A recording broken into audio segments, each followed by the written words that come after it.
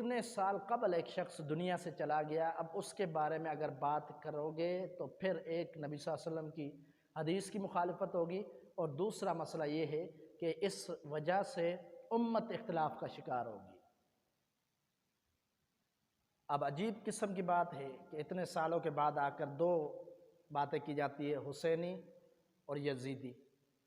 حالانکہ فرقہ پرستی یہ تو اسلام سکھاتا ہی نہیں ہے، ایک اپنی طرف سے ایک تقسیم بنا دینا، اس کا کوئی تعلق نہیں اسلام سے۔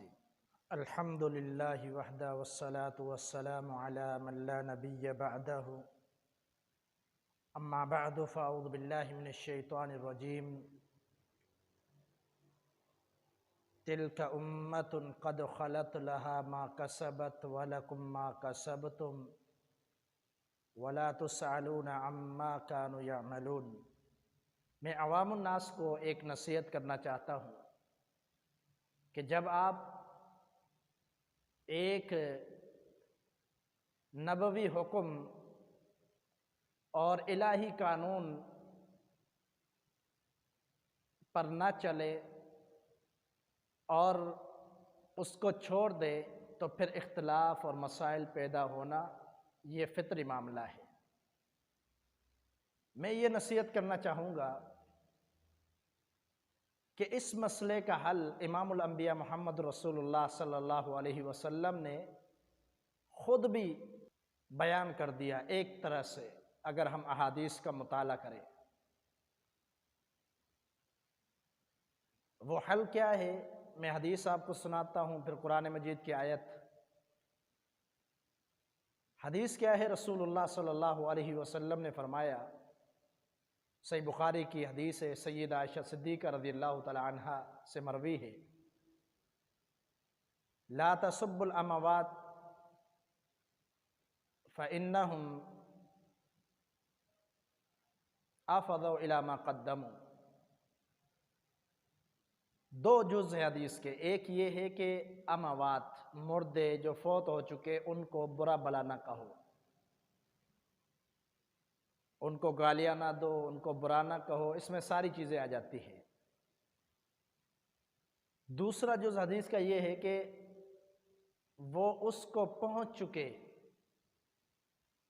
جو انہوں نے آگے پہنچایا، یعنی جو انہوں نے عمل کیا، اب ان کا معاملہ اللہ کے ساتھ ہے، اللہ کے ہاں پہنچ چکی ان کی روح دنیا سے، وہ فوت ہو کر جا چکے، اب برزخی زندگی میں ہیں، پھر آخرت ان کا معاملہ اب سارا اللہ کے ہاں، اللہ کے سپرد ہے۔ نبی علیہ السلام نے تو یہاں تک سیدنا اکرمہ کے بارے میں فرمایا تھا، جنگ احد ہوئی تو مسلمانوں کو بہت زیادہ نقصان ہوا۔ اس جنگ احد کے جو دو کمانڈر تھے بڑے معروف، ایک خالد بن ولید اور ایک اکرمہ بن ابی جہل، یہ دو کمانڈر تھے۔ سیدنا خالد میمنہ کے کمانڈر تھے اور سیدنا اکرمہ میسرہ کے کمانڈر تھے، یعنی وہ اس وقت کافروں کی فوج کے کمانڈر تھے جنہوں نے مسلمانوں کو شدید تکلیف پہنچائی۔ اس جنگ میں اللہ کے رسول صلی اللہ علیہ وسلم کے دندان مبارک بھی شہید ہوئے۔ جب یہ اکرمہ اسلام قبول کرنے کے لیے آ رہا تھا، نبی علیہ السلام نے فرمایا اپنے صحابہ سے، لا تسبوا اباہ، فرمایا کہ تمہارے پاس اکرمہ آ رہا ہے اور وہ جب آئے تو اس کے والد کو برا نہیں کہنا۔ کیوں؟ آپ نے وجہ بتلائی، فرمایا اس سے جو فوت ہو چکا اس کو تو کچھ نہیں ہوگا، اس کو تو تکلیف نہیں ہوگی، بلکہ جو زندہ ہے اس کو تکلیف ہوگی، یعنی اس کا بیٹا ہے، اگرچہ وہ کافر، اس کا والد فوت ہو چکا، لیکن اس کے سامنے اس کی برائی نہیں کرنا، اس کو برا نہیں کہنا۔ اسلام نے کیا درس دیا؟ اسلام نے یہ درس دیا کہ جو دنیا سے چلا جائے اب اس کے ساتھ آپ کا کوئی معاملہ نہیں، کوئی جھگڑا، کوئی دشمنی نہیں ہے۔ اگر ہم اس حدیث کو رکھ کر یزید کے معاملے پر آتے ہیں کون تھا؟ سیدنا معاویہ رضی اللہ تعالیٰ عنہ کا بیٹا تھا، اور ہر مسلمان کا اس بات پر اتفاق ہے کہ سیدنا معاویہ جنتی ہے، نبی علیہ الصلوۃ والسلام کے صحابی ہیں۔ لیکن جہاں تک ان کے بیٹے یزید کا معاملہ ہے، شروع سے لے کر اسلاف نے اس پر خاموشی اختیار کی ہے۔ اور خاموشی کی وجہ کیا ہے؟ خاموشی کی وجہ آپ کو نظر آئی ہوگی جب ایک کچھ دن قبل عمر صدیق صاحب اور شیخ غلام مصطفیٰ ظہیر امن پوری، ان کا ایک مکالمہ ہوا جس کو مناظرے کا نام دیا گیا۔ اس مکالمے میں آپ نے وجہ دیکھ لی ہوگی کہ خاموشی کا محدثین نے، علماء اکرام نے کیوں کہا ہے۔ اس لیے کہ جو 4 اعتراضات امن پوری حافظہ اللہ نے کیے، اس کی طرف عمر صدیق صاحب نہیں آئے، اور جو عمر صدیق صاحب نے 4 اعتراضات کیے، اس کی طرف امن پوری حافظہ اللہ نہیں آئے، جس کا مطلب یہ ہے نہ اس کے سوالوں کا ان کے پاس جواب تھا، نہ ان کے سوالوں کا ان کے پاس جواب تھا۔ یعنی یہ معاملہ ہے اختلافی، اس لیے اس پر خاموشی اختیار کی گئی۔ اب یزید کا معاملہ کیا ہے؟ وہ تابعین کے زمانے کا شخص ہے، اور ایک وقت کا حکمران تھا، خلیفہ تھا، جو امام تیمیہ ابن تیمیہ رحمہ اللہ نے رائے قائم کی، بڑی ہی بہترین، بڑی عظیم رائے۔ انہوں نے امت کو اختلاف سے بچا دیا۔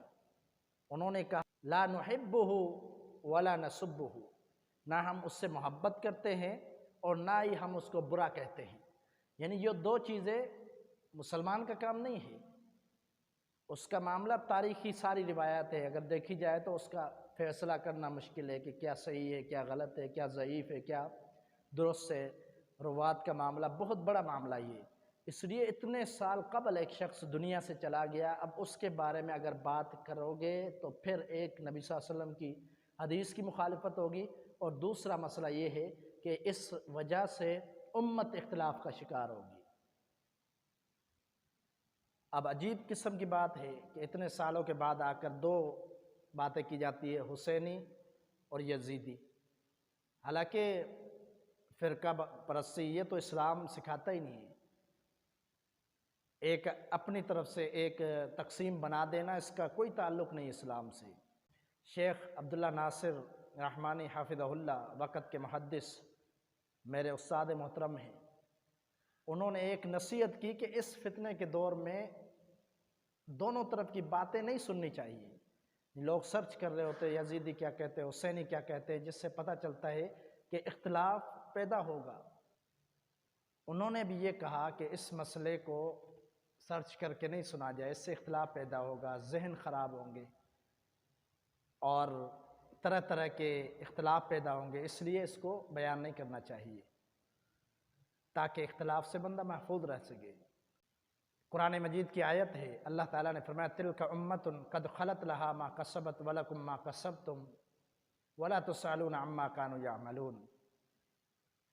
وہ امت تھی گزر چکی، جو انہوں نے کمایا ان کے ساتھ، اور جو تم کماؤ گے وہ تمہارے لیے، تمہارے ساتھ، اور تم سے ان کے بارے میں سوال نہیں کیا جائے گا۔ یعنی جو گزر چکا اس کے بارے میں آپ سے سوال ہی نہیں ہونا، تو پھر اختلاف کی کیا ضرورت ہے؟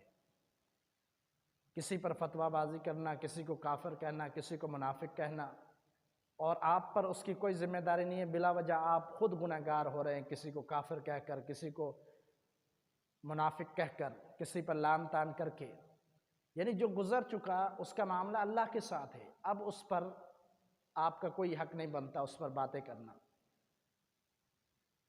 اور اگر اس کے بارے میں قبر میں سوال ہونا ہے، حشر میں سوال ہونا ہے، تو پھر آپ حق بجانب ہے، لیکن ایسا نہیں ہے۔ اللہ نے فرمایا وَلَا تُسْأَلُونَ عَمَّا كَانُوا يَعْمَلُونَ، انہوں نے جو بھی کیا، کفر کیا، نفاق کیا، کوئی بھی برا کام کیا، ظلم کیا، اس کے بارے میں تم سے سوال نہیں ہوگا۔ بلا وجہ امت کو اختلاف میں ڈالنا اور امت کو جھگڑے میں ڈال دینا اس وجہ سے کہ حسینی یزیدی تقسیم فلاں فلاں، تو برائے کرم عوام الناس سے میری یہی گزارش ہے کہ اس فتنے کو نہ پھیلایا جائے، جو چیز آپ کو ملتی ہے اس کو شیئر نہ کریں، بلکہ جو بہتر پیغام ہو اس کی خاموشی کا اور اسلاف کا جو طریقہ عمل تھا اس پر اگر کوئی پیغام ہے تو وہ پھیلائیں، وہ شیئر کریں، تاکہ اس فتنے کو دبایا جا سکے جو بہت بڑا فتنہ آگے چل کر بن سکتا ہے۔ اللہ تعالیٰ مجھے اور آپ کو سمجھنے کی توفیق عطا فرمائے۔ وما توفیق الا باللہ، علیہ توکلت و الیہ انیب۔